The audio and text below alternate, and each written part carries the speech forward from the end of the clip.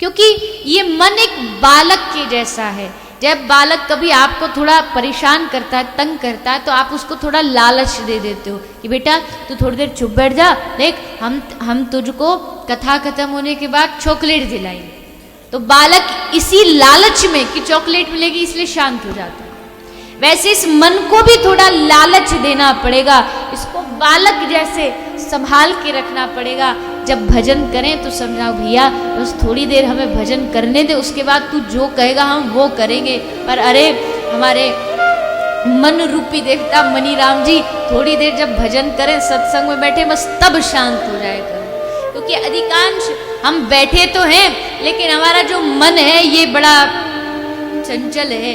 बैठे हैं कथा में पर मन कहीं ना कहीं अभी भी बैठा बैठा कहीं रसगुल्ला खा रहा होगा या कहीं किसी बाजार में जाके शॉपिंग कर रहा होगा। बालक के जैसे संभाल के रखिए। आगे श्री कपिल भगवान अपनी माँ को बड़ा ही सुंदर नित्य नियम कर्म श्रवण कराते हैं। नित्य नियम कर्म हर व्यक्ति को अपने घर में पूजा करनी चाहिए, अपने घर में ठाकुर का सुंदर विग्रह रखना चाहिए और उस विग्रह के द्वारा भगवान की पूजा करनी चाहिए।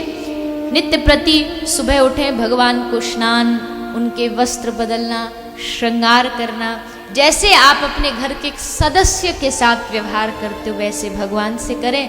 रोज सुबह उठ के उनको आरती करें, वस्त्र बदलें, नहलाएं, स्नान कराएं, उनको भोग लगाएं, उनको चंदन लगाएं और अब भगवान को लगाने के बाद स्वयं भी अपने माथे पर चंदन लगाएं। चंदनश्च महत् पुण्यम पवित्र पाप नाशनम आपदे हरते नित्यम लक्ष्मी तिष्ठति सर्वदा भक्ति तिष्ठति सर्वदा। चंदन लगाने का बहुत बहुत बड़ा पुण्य है। चंदन से बहुत पुण्य प्राप्त होता है। आप कुछ लोगों को क्या लगता है, बोले चंदन कंठी माला ये सब दिखावा है। ये दिखावा नहीं है। हाँ, इसी को भक्ति का नाम तो नहीं दे सकते। आप ये नहीं कहते कि माला कंठी यही भक्ति है, लेकिन भक्त होने की ये आपकी पहचान है। आप भक्त हो ये इस बात को दर्शाता है। आपके माथे पे चंदन हो, गले में कंठी हो और आपके माथे पे चंदन होगा, आप भले जैसे ही हो लेकिन आपको देख करके कोई भी हो तो एक बार सर झुकाने का मन अवश्य करेगा, क्योंकि जरूर कोई वैष्णव है, गले में माला है, जरूर कोई वैष्णव है। ये भक्त की यूनिफॉर्म है। इस दुनिया में हर चीज की एक यूनिफॉर्म होती है।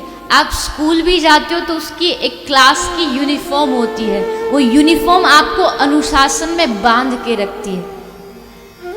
आप पुलिस ज्वाइन करते हो, आप आर्मी ज्वाइन करते हो। यहाँ भी शायद हमारे कुछ भाई आए हैं, शायद बीएसएफ से, कोई बॉर्डर से आए होंगे। यहाँ तो बहुत रहते हैं, बांग्लादेश का बॉर्डर है। आज सुबह भी हिली में भी आए थे, कोई बीएसएफ से ही थे मिलने के लिए। तो अब ये इनका यूनिफॉर्म है। आप जितने भी हो लेकिन ये आपके बीच में कहीं भी आके बैठ जाएंगे तो पता चल जाएगा ये आर्मी वाले। और ये यूनिफॉर्म ही अनुशासन में बांध के रखती है। आप स्कूल जाते हो, आपको यूनिफॉर्म दी जाती है। आप किसी अपने कार्य में जाते हो, वहां आपको एक यूनिफॉर्म अनुशासन के लिए दी जाती है। अब कार्ड भी पहनते तो ये आपकी यूनिफॉर्म है, ये आपको अनुशासन में बांध के रखती है, पट्टा नहीं। ये मालूम पड़ता है कि आपके अंदर कितना अनुशासन है। आप जाओगे स्कूल में तो आपको ये वहां पर अनुशासन में रहना पड़ेगा। और ये अपमान नहीं है, ये आपका स्वाभिमान है, ये आपकी पहचान है। भले कोई भी व्यक्ति हो, उसकी पहचान उसके स्वरूप से होती है। और भक्त की पहचान तो उसके स्वरूप से है, उसके चंदन से है, उसकी माला से है।